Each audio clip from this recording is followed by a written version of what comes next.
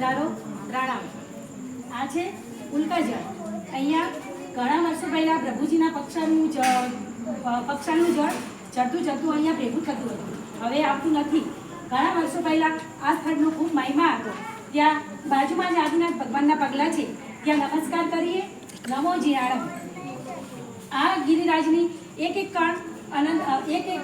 કણ પવિત્ર છે અને કાંકરે કાંકરે અનંત આત્માઓ મોક્ષમાં ગયા છે।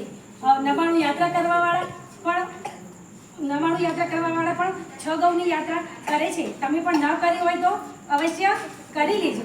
શત્રુંજય મહાત્માએ ગ્રંથમાં લખ્યું છે કે તળાજા, ગિરનાર અને સમિત શિખર વગેરેની યાત્રા કરવાથી જે પુણ્ય મળે, જે પાપનો નાશ થાય, એના કરતાં શત્રુંજયની યાત્રા કરવાથી 100 ગણું ફળ મળે છે। અરે અહીંયા નવકાશી કરવાથી પણ છઠનો લાભ મળે છે। અને સમજી લેજો કે અહીંયા રાત્રિ ભોજન, ભક્ષ્ય ખાનપાન કે ખરાબ વ્યવહાર કરવાથી એનાથી જે પાપ લાગે છે એ અનંત ગણું પાપ લાગે છે।